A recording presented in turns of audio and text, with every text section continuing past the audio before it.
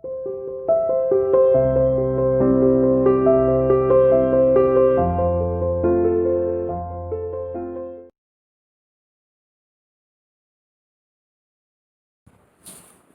morning, students. How are you? Welcome to the online classes by CR International School, त्यारा. myself Sumit टक्कर. आज हम जो chapter पढ़ने वाले हैं, चैप्टर का नाम है मैग्नेटिक इफेक्ट ऑफ करंट. ठीक है. लास्ट चैप्टर जो हमारा था वो था करंट इलेक्ट्रिसिटी. आज हम नया चैप्टर स्टार्ट करने वाले हैं जिसका नाम है मैग्नेटिक इफेक्ट ऑफ करंट. ठीक है. इसमें सबसे पहला आर्टिकल जो आता है वो एक्सपेरिमेंट है जिसका नाम है ओरिस्टेड एक्सपेरिमेंट. तो हम सबसे पहले वही ओरिस्टेड एक्सपेरिमेंट पढ़ेंगे. क्या होता है ओरिस्टेड एक्सपेरिमेंट? ओरिस्टेड एक साइंटिस्ट का नाम है, ओरिस्टेड एक्सपेरिमेंट. ठीक है. ओरिस्टेड एक साइंटिस्ट का नाम है जिसने मैग्नेटिक फील्ड की डिस्कवरी की.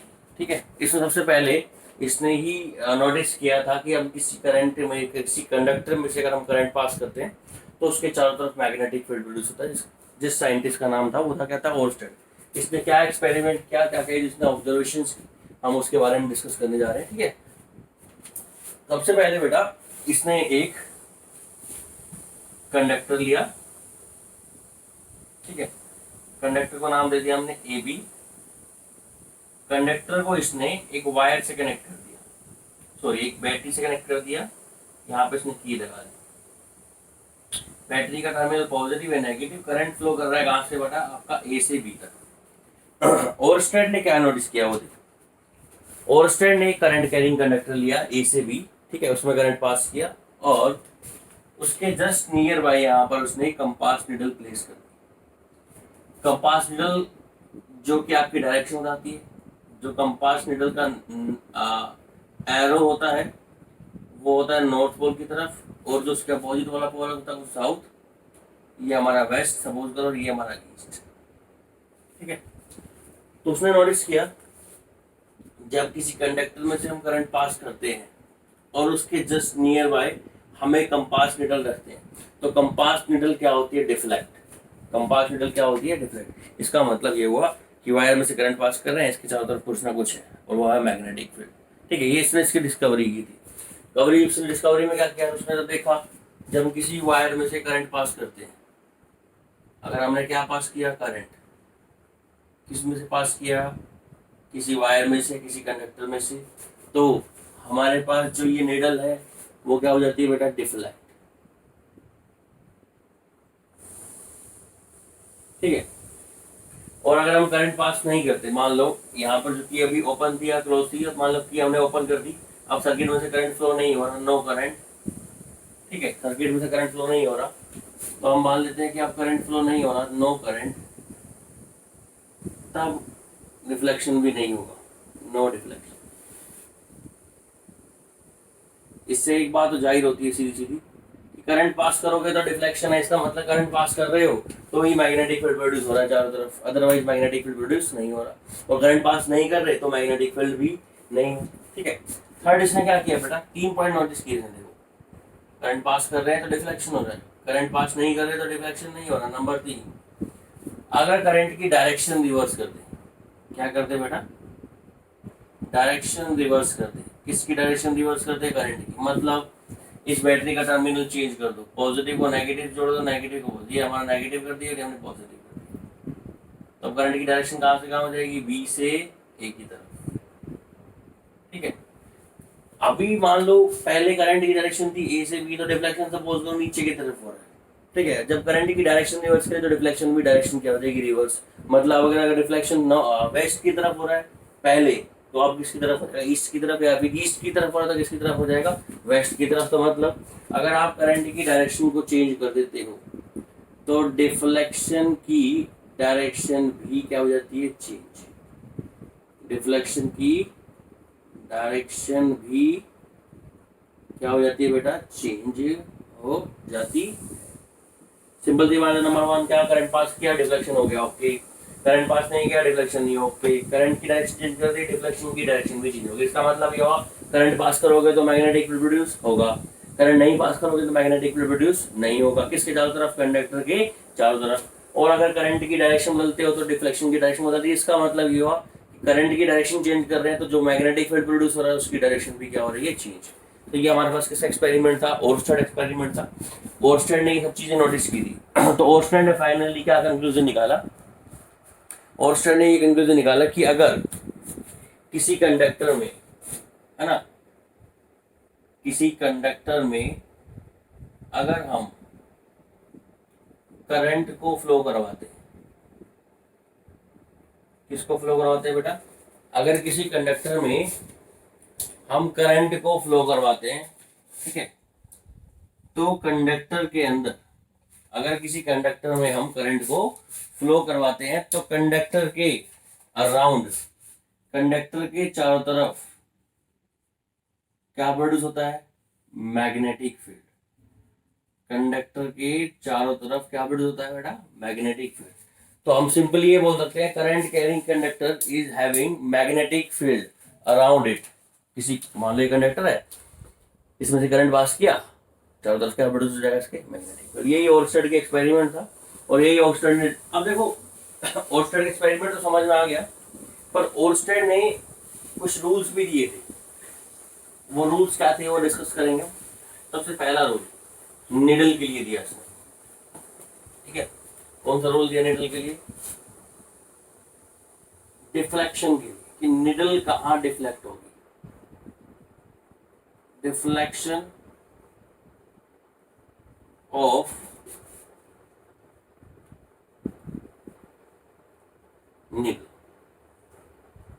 कि निडल का डिफ्लेक्शन कहाँ होगा, ठीक है। निडल साउथ की तरफ डिफ्लेक्ट होगी या निडल वेस्ट की तरफ डिफ्लेक्ट होगी, उसका डिफ्लेक्शन स्टडी करने के लिए इसने एक रूल दिया, जिस रूल का नाम है स्नो रूल। दो रूल है बेटा, दोनों रूल सेम काम करते हैं, कोई सा रूल अप्लाई कर दो आपकी मर्जी। पहले रूल का नाम है स्नो रूल, SNOW रूल, ठीक है। दूसरा रूल का नाम है एम्पियर, आपकी मर्जी है, जो सा रूल आपको अप्लाई करना है वो अप्लाई करो, दोनों रूल का काम सेम है। एम्पियर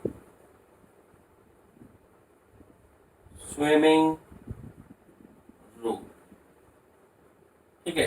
दोनों रूल किस काम आते हैं, निडल की डिफ्लेक्शन फाइंड आउट करने के लिए, कि जब हम करंट पास करेंगे तो निडल कहाँ डिफ्लेक्ट होगा वो निकालने के लिए कौन सा रूल होता है, स्नो रूल यूज कर लेते हैं, या फिर हम यूज करते हैं कौन सा, एम्पियर स्विमिंग रूल, ठीक है बेटा। अब सबसे पहले हम बात करते हैं स्नो रूल क्या कहता है। स्नो रूल ये कहता है, स्नो को हम लिख लेते हैं, देखो ऐसे SNOW, इसका क्या मतलब है, S का मतलब है बेटा साउथ, N का मतलब है नॉर्थ, O का मतलब है निडल, क्योंकि निडल स्फेरिकल सर्कुलर शेप की होती है, ठीक है। W का मतलब है वेस्ट। अब सुनो, स्नो रूल बोलता है कि अगर करंट साउथ से नॉर्थ डायरेक्शन में जा रहा है तो निडल का जो नॉर्थ पोल है वो वेस्ट की तरफ डिफ्लेक्ट होगा। दोबारा सुनो, अगर करंट साउथ से नॉर्थ की तरफ जा रहा है तो निडल का नॉर्थ पोल कहाँ की तरफ डिफ्लेक्ट होगा बेटा, वेस्ट की तरफ। फॉर एग्जांपल हमारे पास एक वायर है ए और बी, इसको कनेक्ट कर दिया बैटरी से, करंट जा रहा है ए से बी, मान लो निडल यहाँ रखी है आपने, ये हमारे पास निडल का नॉर्थ पोल है इधर एरो, और ये कौन सा पोल है, साउथ। देखो अब करंट जा रहा है ए टू बी, मतलब करंट जा रहा है कहाँ पर, साउथ से नॉर्थ। मान लेते हैं ऊपर हमारा वेस्ट है और नीचे हमारा क्या है, ईस्ट। करंट जा रहा है कहाँ से, साउथ से नॉर्थ, है ना, ये साउथ हो गया, ये नॉर्थ। तो निडल का कौन सा पोल, नॉर्थ पोल, कहाँ की तरफ रिफ्लेक्ट होगा, रिफ्लेक्शन ऐसे हो जाएगा, ये निडल ऐसे थी, ऐसे रिफ्लेक्ट हो जाएगा, ठीक है। और अगर इसका उल्टा है, करंट जा रहा है नॉर्थ टू साउथ पोल, तो निडल का जो नॉर्थ पोल है वो कहाँ की तरफ रिफ्लेक्ट होगा, ईस्ट की तरफ, ठीक है। तो ये हमारा कौन सा रूल हुआ, स्नो रूल। इसकी हेल्प से हम क्या निकालेंगे, डिफ्लेक्शन। किसका डिफ्लेक्शन निकालेंगे, निडल का। उसके बाद कौन सा रूल है, एम्पियर स्विमिंग रूल, वो भी किस काम आता है, निडल की डिफ्लेक्शन को फाइंड आउट करने के लिए। इसमें क्या होगा, देखो इसमें सपोज करो, आप इमेजिन करो कि आप स्विमिंग कर रहे हैं, ठीक है, पानी के अंदर आप क्या कर रहे हो, स्विमिंग कर रहे हो बेटा। ओके, जिस डायरेक्शन में आप स्विमिंग कर रहे हो वो डायरेक्शन है किसकी, इलेक्ट्रिक करंट, इलेक्ट्रिक करंट ना। आपको ऐसे सपोज करना है कि आप इलेक्ट्रिक करंट की डायरेक्शन में स्विमिंग कर रहे हो, ठीक है, मतलब करंट आपके पैरों से एंटर कर रहा है और आपके कहां से निकल रहा है, सबके सिर से बाहर निकल रहा है, ठीक है, और आपका फेस, ध्यान, ये पॉइंट इंपॉर्टेंट, आपका फेस हमेशा किसके टुवार्ड्स होना चाहिए, फेस हमेशा आपका टुवार्ड्स होना चाहिए किसके, निडल के, किसके टुवार्ड्स होना चाहिए, आपका फेस हमेशा निडल के सामने होना चाहिए। जैसे आप मान लो ये करंट यूज आ रहा है वायर के अंदर, ठीक है, और निडल यहाँ रखिए, तो आपको स्विमिंग करनी है कि आप यहाँ से स्विमिंग ऐसे कर रहे हो और आपका मुंह ऊपर की तरफ है, और अगर नीडल नीचे रखिए तो आपका मुंह कहाँ की तरफ होगा, नीचे की तरफ, और अगर नीडल यहाँ रखिए तो आपका मुंह कहाँ होगा, मतलब आपका बेसिकली फेस किसके सामने होना चाहिए, नीडल के सामने होना चाहिए। फेस आपका हमेशा किसके टुवार्ड्स होना चाहिए, नीडल के टुवार्ड्स होना चाहिए, ठीक है। तो नीडल के टुवार्ड्स आपका फेस होगा, तो जो नीडल का नॉर्थ पोल है, नीडल का नॉर्थ पोल है वो डिफ्लेक्ट होगा आपके लेफ्ट हैंड की साइड। कौन से हैंड की साइड डिफ्लेक्ट होगा, सिंपल, मान लो करंट यूज आ रहा है, तो आप सपोज करो आप स्विमिंग यूज कर रहे हो, आपका फेस करंट ये नीडल यहाँ रखिए, आपका फेस ऊपर है, ठीक है, तो आप यू स्विमिंग कर रहे हो, तो ऑब्वियस सी बात है आप स्विमिंग यू कर रहे हो तो आपका राइट हैंड डिसाइड होगा, लेफ्ट हैंड डिसाइड होगा, तो नीडल का जो नॉर्थ पोल है यहाँ डिफेक्ट हो जाएगा लेफ्ट हैंड, ठीक है।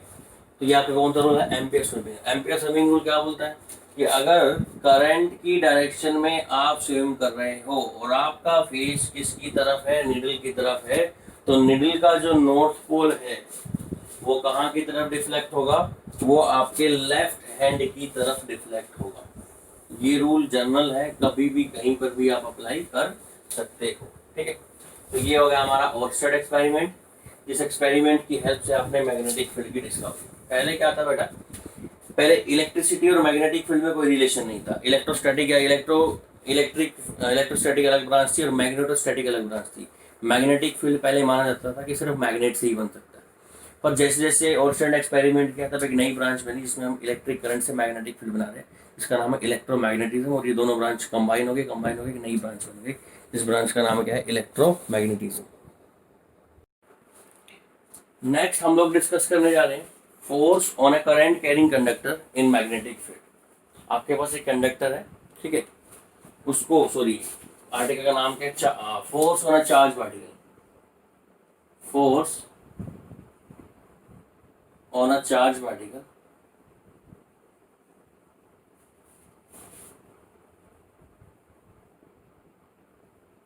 इन मैग्नेटिक फील्ड, ठीक है। ये इंपॉर्टेंट आर्टिकल है, इस आर्टिकल का यूज इस पूरे चैप्टर में हर जगह पर होगा। इससे जो फॉर्मूला जनरेट होने वाला है वो हर आर्टिकल से रिलेटेड है, हर चैप्टर में इसका फॉर्मूला का यूज होगा। तो आर्टिकल का नाम क्या है, force on a charge particle in magnetic field, ठीक है। देखो मान लेता हूँ बेटा कि मेरे पास यूनिफॉर्म मैग्नेटिक फील्ड है,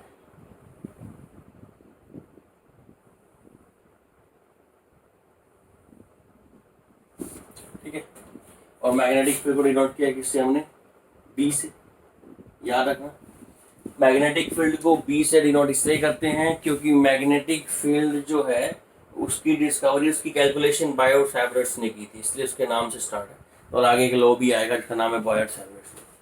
तो आपके पास सपोज करो ये यूनिफॉर्म मैग्नेटिक फील्ड है, ठीक है, ओके। इस यूनिफॉर्म मैग्नेटिक फील्ड में कोई चार्ज पार्टिकल है, वो क्यों, प्लस का चार्ज पार्टिकल है और वो मूव कर रहा है किस वेलोसिटी के साथ बेटा, v वेलोसिटी के साथ, ठीक है। ये जो चार्ज पार्टिकल v वेलोसिटी से मूव कर रहा है ये मैग्नेटिक फील्ड से थीटा एंगल बना रहा है, मान लेते हैं, ठीक है। तो आप समझ करो, पहली बात, कोई चार्ज पार्टिकल जब मूव करता है तो उसके चारों तरफ बनता है, सॉरी मूव करता तो बनता है करंट, क्योंकि rate of flow of charge क्या होता है, करंट, और उसके चारों तरफ बनता है मैग्नेटिक फील्ड। अब ये चार्ज पार्टिकल चलेगा तो करंट बनाएगा, करंट बनाएगा तो चारों तरफ क्या प्रोड्यूस होगा, मैग्नेटिक फील्ड, और इसको हमने किस में रख दिया, एक और मैग्नेटिक फील्ड में रख दिया। दोनों मैग्नेटिक फील्ड आपस में क्या करेंगे, इंटरेक्ट, तो चार्ज पार्टिकल पे क्या लगेगा, फोर्स। ठीक है, और इस चार्ज पार्टिकल पे फोर्स लग रहा है, हम फोर्स की वैल्यू को कैलकुलेट कर रहे हैं।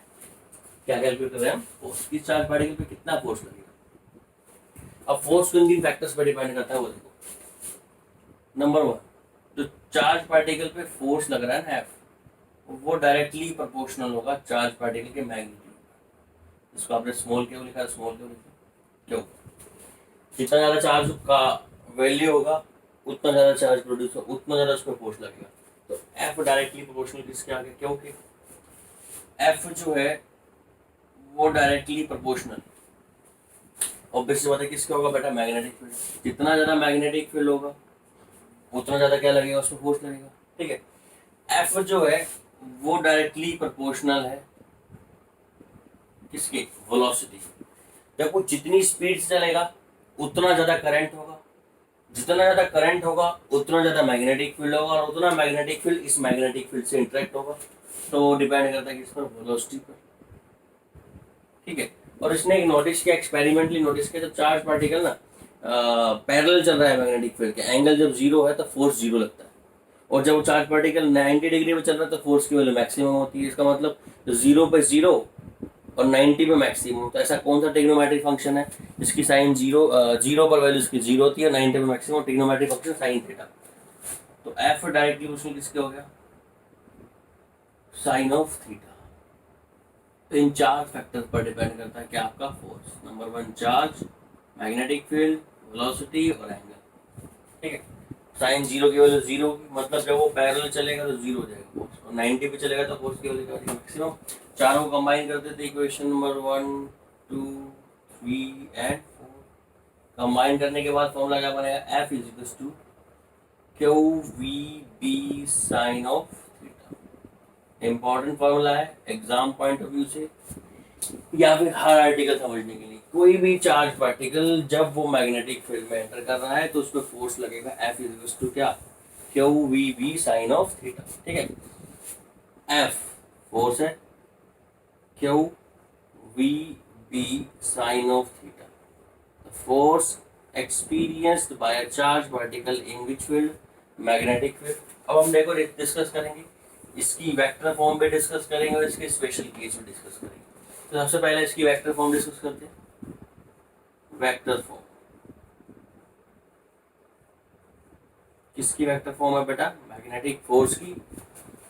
तो force F is equal to, देखो क्या स्केलर क्वांटिटी है, वेलोसिटी और मैग्नेटिक फील्ड साइड वेक्टर क्वांटिटी है।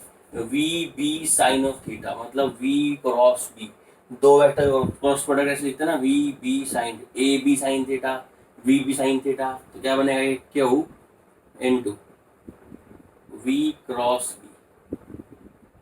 ये हमारे पास इसकी कौन सी फॉर्म हो गई, वेक्टर फॉर्म हो गई। ठीक है, ये कौन सी फॉर्म है इसकी, ये इसकी स्केलर फॉर्म है। इससे आप सिर्फ इसका मैग्नीट्यूड भी निकाल सकते हो, और ये इसकी कौन सी फॉर्म हो गई, वेक्टर फॉर्म। इससे आप इसकी डायरेक्शन निकाल सकते हो। इससे सिर्फ मैग्नीट्यूड निकलेगा, इससे सिर्फ क्या निकलेगी, इसकी मैग्नीट्यूड निकलेगा, और इसकी क्या निकलेगी, डायरेक्शन। फोर्स की वैल्यू क्या होगी, Q into V cross B. ठीक है, अब अगर आपको फोर्स की डायरेक्शन निकालनी हो, फोर्स की डायरेक्शन, डायरेक्शन के लिए आपको पता है, मैं आपको बता चुका हूँ पहले कि अगर आपके पास दो वेक्टर हैं और उनका आप क्रॉस प्रोडक्ट निकाल रहे हो, जैसे ए वेक्टर है और एक बी वेक्टर है, उसका आप क्रॉस प्रोडक्ट निकाल रहे हो, तो कौन सा वेक्टर आता है, सी। तो ए क्रॉस बी की वैल्यू आती है सी, और सी की डायरेक्शन कैसे निकलती है, आपको अपनी फिंगर को कर्व करना है, कहाँ से, ए से बी की तरफ। ए से बी की तरफ आप कर्व करोगे तो जो डायरेक्शन आपकी थंब की होगी, वो थंब क्या होगा, डायरेक्शन किसकी होगी, सी की। इसको हम कौन सा रूल बोलते हैं, इसको हम बोलते हैं राइट हैंड स्क्रू रूल। ये पढ़ा होगा आपने, बहुत बार पढ़ा चुका हूँ मैं आपको। आपको यहाँ पर फोर्स की डायरेक्शन निकालनी है तो आपको करना क्या होगा, अपनी फिंगर को, राइट हैंड की फिंगर को कहाँ से कहाँ तक, वेलोसिटी से मैग्नेटिक फील्ड तक कर्व करो। वेलोसिटी से मैग्नेटिक फील्ड तक कर्व करोगे तो किसकी डायरेक्शन मिल जाएगी आपको, फोर्स की। मान लो ये मैग्नेटिक फील्ड है, ये आपकी वेलोसिटी है, इस चीज चार्ज पार्टिकल ये यूं जा रहा है, ये मैग्नेटिक फील्ड, फोर्स कहाँ लगेगा, तो वेलोसिटी से मैग्नेटिक फील्ड की तरफ फिंगर राइट हैंड को कर्व करा मैंने ऐसे, देखो तो फोर्स कहाँ की तरफ लग रहा है? मेरी तरफ। इस चार्ज पार्टिकल फोर्स मेरी तरफ लगेगा, ठीक है। आप डायरेक्शन निकाल सकते हो किसकी? फोर्स की। चले आप इसके वो स्पेशल केस है बेटा, स्पेशल केस डिस्कस करेंगे। एफ इक्वल्स टू क्या? Q V B sine theta, या F equals to Q V cross V. Scalar form से स्टार्ट करते हैं, Q V B sine of theta, ठीक है। नंबर 1, मान लो चार्ज पार्टिकल की वैल्यू 0, चार्ज है ही नहीं, चार्ज नहीं होगा तो फोर्स कहाँ से होगा? क्लियर। सेकेंड, मान लो वेलोसिटी 0 है, तो चार्ज पार्टिकल किस पर है? रेस्ट पर है। रेस्ट पर है तो चल नहीं रहा, चल नहीं रहा तो करंट नहीं है, करंट नहीं है तो मैग्नेटिक फील्ड नहीं है, और मैग्नेटिक फील्ड उसके चारों तरफ नहीं है, तो जिसमें रखा है मैग्नेटिक फील्ड, फोर्स कहाँ से लगेगा? तो अभी फोर्स की वैल्यू कितनी हो जाएगी? 0। थर्ड पॉइंट, थीटा की वैल्यू मान लो 0 है, फोर्स की वैल्यू कितनी आ जाएगी? F equals to Q V B sine 0। Sine 0 की वैल्यू कितनी होती है? 0। और मान लो थीटा की वैल्यू 180 है, तो अभी फोर्स की वैल्यू कितनी होती है? साइन 180 की भी 0 होती है। दोनों फोर्स की वैल्यू कितनी होगी? 0। इसमें चार्ज पार्टिकल कैसे मूव कर रहा है? पैरेलल। किसके पैरेलल मूव कर रहा है? मैग्नेटिक फील्ड में। इसमें किसके मूव कर रहा है? Anti parallel. किस? मैग्नेटिक फील्ड के एंटी पैरेलल। तो दोनों ही केस में फोर्स की वैल्यू कितनी आ रही है?